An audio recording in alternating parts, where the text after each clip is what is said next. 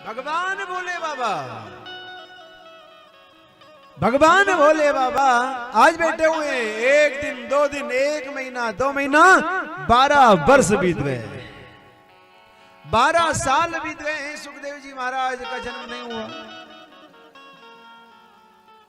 नारद जी आ गए, भगवान भोले बाबा से कहने लगे, भगवान आपका नाम भोला, भक्तों ने बहुत सोच समझ के रखा है। भगवान क्यों क्यों नारद जी? भगवान से नारद जी ने कहा, भगवान जब अमर कथा सुन ली तो वो तो हो गया अमर। आपका एक त्रिशूल तो क्या भगवान, सैकड़ों त्रिशूल भी उस तोते को नहीं मार सकते हैं। भगवान अपनी अमर कथा कि उन शब्दों को क्या आप गलत करोगे?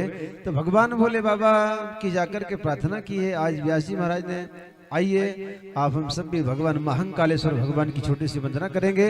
सभी साथ साथ बोलते जाए और करतल ध्वनि करते जाए। सभी भगवान भोले बाबा प्रसन्न हुए। जैसे ही अपने स्थान को छोड़ा, वहां पर सुखदेव जी का जन्म होता है। बोले सुखदेव जी महाराज की 12 वर्ष की अवस्था, छोड़ दिया घर को,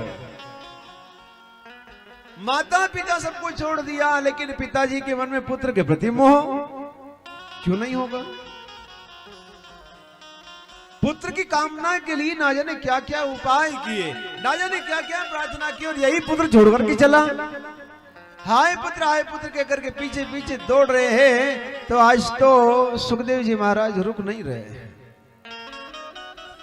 लता पताओं ने जवाब दिया, लता पताएं कह रही है, व्यास जी महाराज ये पुत्र तुम्हारा नहीं, ये पुत्र तो सारे संसार का पुत्र है, सारे संसार का बेटा है, तो जाने दो इसको। लेकिन फिर भी मोह सता रहा है। तो बार बार हाय पुत्र कह करके पीछे पीछे दौड़ रहे हैं। तो सुखदेव जी रुके और कह रहे हैं, पिताजी ये मोह छोड़ो।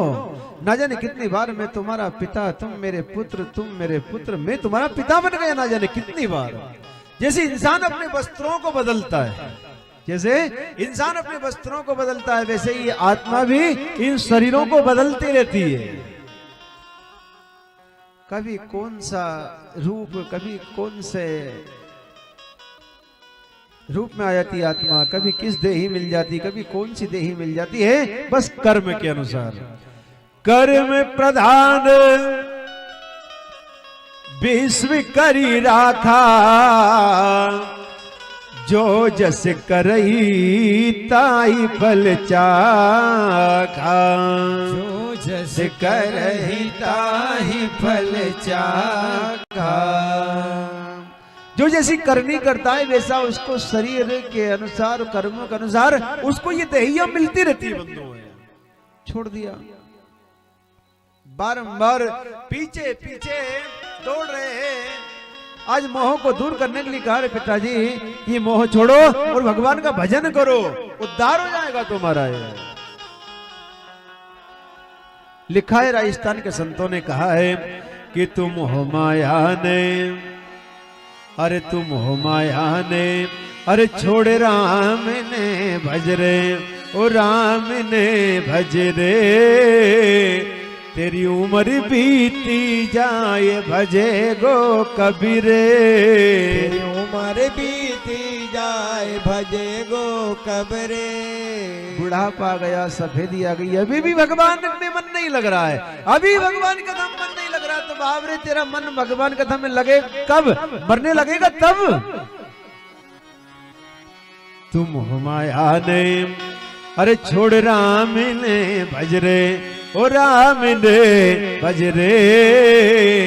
तेरी उम्र बीती जाए भजे गो कबीरे, उम्र बीती जाए भजे गो कबरे।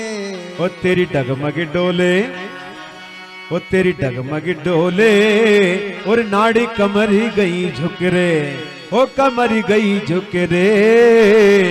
तेरा बेटा बहू बोले बोले मरे गो कबीरे, तेरा बेटा बहू बोले बोले मर जा तू जल्दी रे। बुढ़ापे में बेटे बहू कहते हैं भगवान उठा लो, कब तक सेवा करे? सेवा कर करके हम तो परेशान हो गए भगवान, कब तक सेवा करे, कब तक हम जीवन हमारा यूं ही बीत जाएगा। आज बुढ़ापे में बेटे बहू के मुंह के ताने से अगर बचना है बेटे बहू के ताने अगर नहीं सुनने बुढ़ापे में तो भगवान की कथा से प्रेम कर लेना, भगवान के भजनों से प्रेम कर लेना, तो ताने कभी नहीं सुनने पड़ेंगे। और ध्यान रहे, जिनको भगवान की कथा से प्रेम नहीं है,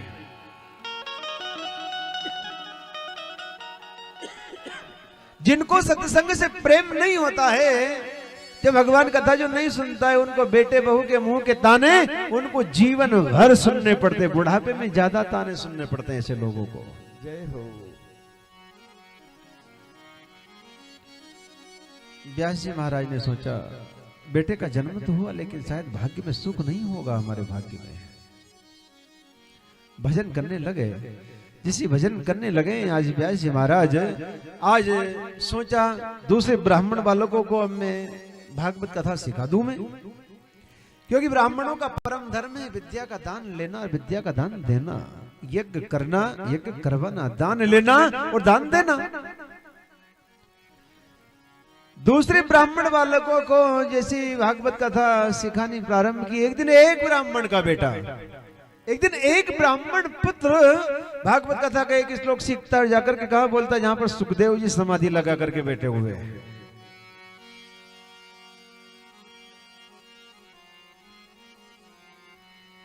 सच्चिदानंद रूपाय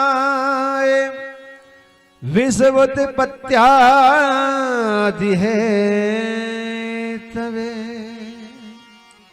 तापत्रय विनाशाय श्री कृष्णाय वयं नमः। एक श्लोक का जैसे आज सुना, इस श्लोक को जैसे इन शब्दों को सुना, सुखदेव जी महाराज ने आंखें खोली और उस ब्राह्मण के पास आके लगे, भैया तुमने कहां सिखाए ये आवाज, ये शब्द? ये मृत्युलोक के मंत्र नहीं है, ये तो अमर कथा में जो भगवान ने सुनाए थे वो है, माता पार्वती को जो शब्द सुनाए वो मंत्र है ये तो वो ब्राह्मण बालक ने कहा, सुखदेव जी ये तो सिर्फ एक ही श्लोक है, हमारे गुरुदेव के पास ऐसे हजारों लाखों श्लोक होंगे, ये तो सिर्फ एक श्लोक है। तो बिना बुलाए सुखदेव जी महाराज आज व्यास जी महाराज के चरणों में आकर के प्रणाम करते हैं, चरणों में आकर के प्रणाम किया है और कहा, पिताजी मैं धन्य हो गया, आप जैसे पिताजी के यहाँ पर मेरा जन्म हुआ, आप जैसे संत के यहाँ पर मेरा जन्म हुआ, मेरा तो उद्धार हो गया, आप जैसे महाज्ञानी मैं धन्य हो गया। पिताजी मेरी आपसे प्रार्थना है, सारे ग्रंथों का अध्ययन करवाओ मुझको। कुछ ही दिनों में सारे ग्रंथों का अध्ययन करवा दिया गया, वहां पर सारे ग्रंथों का अध्ययन करवाया गया। कुछ दिनों तक वहां पर रुके। अब व्यास जी महाराज ने एक दिन सुखदेव जी से कह दिया, बेटा गुरु बनाना पड़ेगा, बिना गुरु के ज्ञान नहीं मिल सकता बेटा। तो सुखदेव जी ने कहा, पिताजी किसको गुरु बनाऊं मैं? मिथिलापुरी के महाराज जनक को गुरु बनाने के लिए कहा। एक बार सब राधे राधे बोले।